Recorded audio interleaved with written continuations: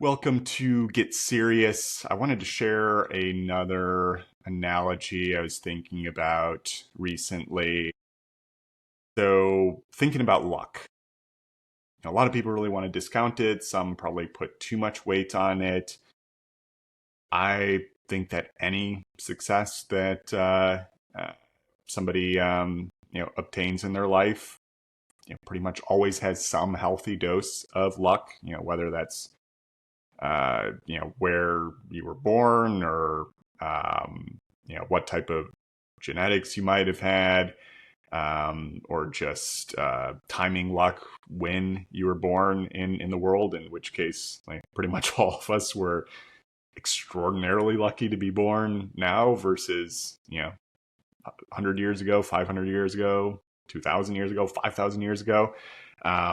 When you put it in a direction like that, those are a lot of kind of inborn pieces, and then, just kind of opportunities within life, just being in right place at the right time, or having the right person come into your life, or, just sometimes the dice landing in the right direction for you that could have easily been the opposite. So, so many different examples of types of luck in the world. So when you kind of boil it down like that, I think it's really hard to deny that there is inherent luck. I mean, some people might use other words, blessings, what have you.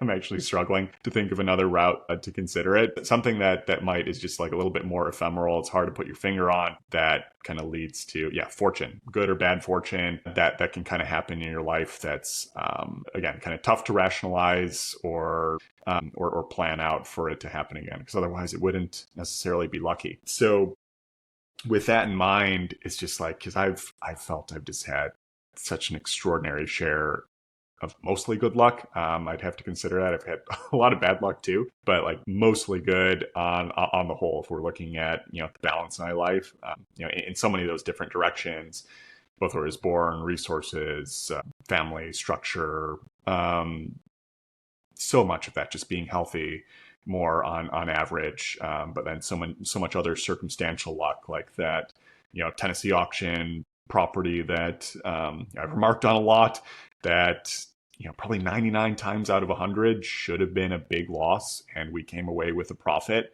Like seriously, I think it was like a 1% chance that it actually worked out in our favor, maybe even less than that.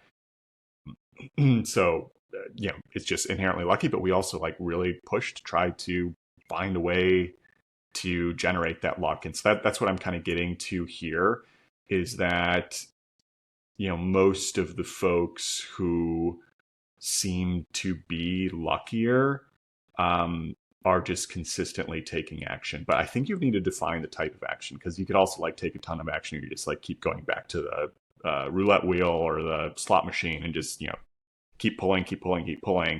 But that's probably overall negative luck, right? Like, look at the casinos, the house always wins. But if you take intelligent and inspired action, again, going back to one of my core mentors, Coach Trevor McGregor, if you keep learning as you're taking action for more, again, intelligent and inspired, in that capacity, that tends to bring more good luck your way. Not always. It's entirely possible you could just roll a wrong set of dice for the rest of your life. But at the same time, if you don't take action like that, you're not going to encounter any good luck anyway. It's possible you might miss out on a lot of bad luck, but you're not going to get the good luck either. And so, to really now boil down the analogy, it's like, if you're really taking action, you can kind of imagine yourself kind of floating through a certain space. If you're not doing anything, you're just like, hey, I'm just going to be sitting on the sidelines, too fearful to do anything. I don't want to risk the downside. You're never going to hit these, pockets of luck that just might be existing out in the universe, that if you just reached out your hand, you might just happen to hit this pocket. But on the flip side, it's like, okay, if I'm trying to do things, I'm trying to be smart about the actions I'm taking, but you can just imagine I'm going to grasp in this direction. Maybe that didn't really work. I'm going to try this. That didn't really work here.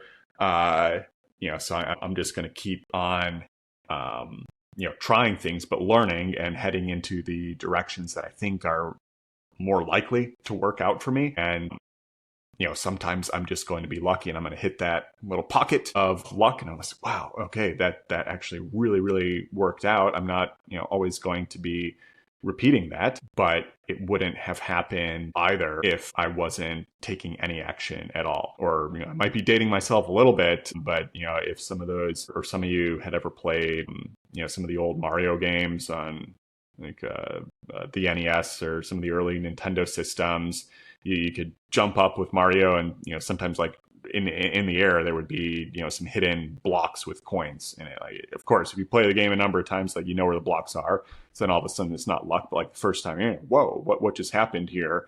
That's kind of like what I'm trying to convey here is just like, yeah, you're moving, you're taking some type of action, and all of a sudden, boom, you hit that coin. That's just like, okay, getting something working in my favor that would have been impossible to get if I didn't take any type of action, especially positive in the right direction. Because similar to like Mario, yeah, you can't just like sit at the home screen or just take like random little directions. You kind of got to move in the right direction forward. And I think that's the key, again, really to move, intelligent, inspired action. You have to have some directional to where you're going. That's going to refine my analogy a little bit here. And then, just in that certain direction that you're moving, okay, sometimes you're going to hit those pockets of luck. Maybe. No guarantees, right? It's impossible. It's possible you'll just never have any good luck, never any bad luck, even if you're moving, or it could just be pure bad luck as well, too. That's just the nature of the game. But again, for certain, though, you are not going to have any good luck if you don't move at all. I think that is the takeaway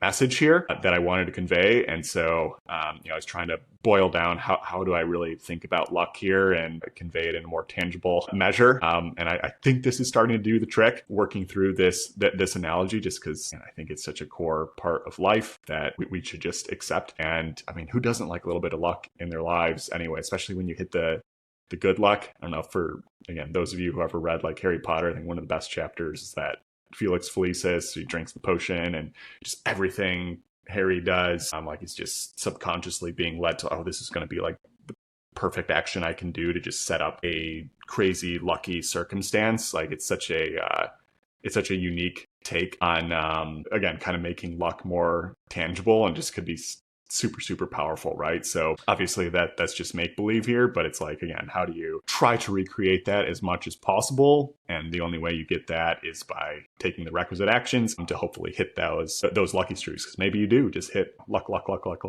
many times in a row, and it's just like one of the greatest days ever. And again, you would never experience that if you didn't do anything at all. Hopefully this was a fun one for you all, this Mindset Sunday. SeriousLand.capital for any of your funding needs in the land industry. And we prefer $50K minimum, $50K purchase price and up is our preference. And then Land Daily Diligence Facebook group, Zero Cost Review of your land deals, and landpricer.ai for the most reliable land pricing tool on the market.